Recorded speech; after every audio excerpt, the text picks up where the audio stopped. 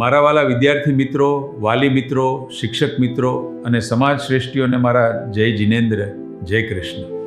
આજે હું સદેહ તમારી વચ્ચે નથી, પણ વિશ્વાસ રાખજો, મારો આત્મા, મારી લાગણી અને મારા સપનાઓ આજે પણ આ માટીમાં જીવંત છે. 36 વર્ષ પહેલાં જ્યારે મેં કોલેજોની સ્થાપના કરી ત્યારે મારી પાસે કોઈ મોટું ભવન નહોતું કે કોઈ મોટું ભંડોળ, પણ એક મોટું સપનું હતું. મારે એવી કોલેજો અને શાળા ઊભી કરવી હતી જ્યાં બાળકને માત્ર પુસ્તકનો જ નહીં પણ જીવનનો પાઠ મળે, જ્યાં શિક્ષણ, સંસ્કાર અને માનવીય મૂલ્યોનો સમન્વય વિકસે. મારા આ સપનાને પૂરું કર્યું છે જીવન જ્યોત ટ્રસ્ટના તમામ ટ્રસ્ટીશ્રીઓએ, આચાર્યશ્રીઓએ અને શિક્ષકશ્રીઓએ.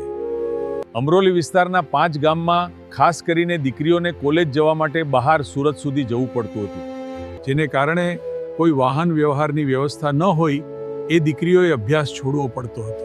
ખાસ કરીને દેસાઈ પરિવાર માટે દીકરીઓનું ભણતર બહુ મહત્વનું હતું અને આ સમયે કોઈ પણ સંજોગોમાં કોલેજ શરૂ કરવી એવા ધ્યેય સાથે કોલેજ શરૂ થઈ અને નક્કી કર્યું કે આ કોલેજની એવી શાખા બનાવીશું કે આજે અમરોલી વિસ્તારના દીકરા દીકરીઓ સુરત ભણવા જાય છે તેની જગ્યાએ ડુમ્મસ, વેસુ, પીપલોદ, અડાજણથી વિદ્યાર્થીઓ અહીં ભણવા આવશે.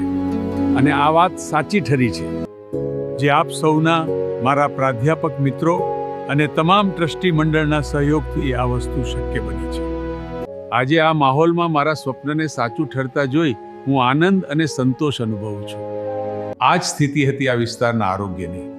નાની સરખી બીમારી અને પ્રસૂતિની પીડાએ હોસ્પિટલ બનાવવાનો સંકલ્પ કર્યો. બધા જ મારા સંકલ્પો ફળીભૂત થયા દિલાવરી દાતાઓના વિશ્વાસને કારણે. એથી જ તો હું કહેતો હતો, मैं तो अकेला ही चला था जनाबे मंजिल, लोग साथ आते गए और कारवा बनता गया.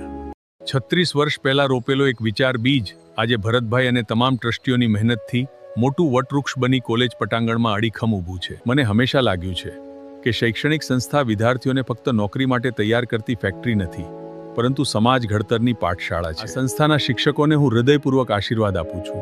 તમે માત્ર પાઠ્યપુસ્તક પૂરતા સીમિત નથી, પરંતુ આપ બાળકોના જીવનના ઘડવૈયા છો. તમારી મહેનત, ધીરજ અને નિષ્ઠા એ જ સંસ્થાની સાચી મૂડી છે. આ સેવા યજ્ઞમાં તમારું સમર્પણ સદાય રહેશે. વાલા વિદ્યાર્થી મિત્રો, તમે આ સંસ્થાનું વર્તમાન પણ છો અને ભવિષ્ય પણ છો. જ્ઞાન સાથે વિનમ્રતા, સફળતા સાથે માનવતા અને શક્તિ સાથે સંયમ રાખો. મિત્રો, જીવનમાં જે કરો એવું કરો કે તમારા માતા પિતા, તમારી સંસ્થા અને તમારો સમાજ તમારા પર ગર્વ અનુભવે. મારા માટે જીવન જ્યોત ટ્રસ્ટ માત્ર એક ઇમારત નથી, એ મારી શ્રદ્ધા છે, મારું સપનું છે અને મારો વારસો છે. હું આજે ભલે સદેહ હાજર નથી, પરંતુ મારી ચૈતસિક હાજરી સદાય આપની વચ્ચે છે. આ યાત્રા માટે સૌને અંતરથી અભિનંદન. અને આવનારા વર્ષોમાં કેળવણીના ઉપવનમાં માનવીય મહેક પ્રસરાવે આપણું આ વિદ્યાધામ સમાજને ઉત્તમ માનવીની ભેટ આપતું રહે એવા મારા આશીર્વાદ અને શુભેચ્છાઓ. સૌને મારા જય શ્રી કૃષ્ણ.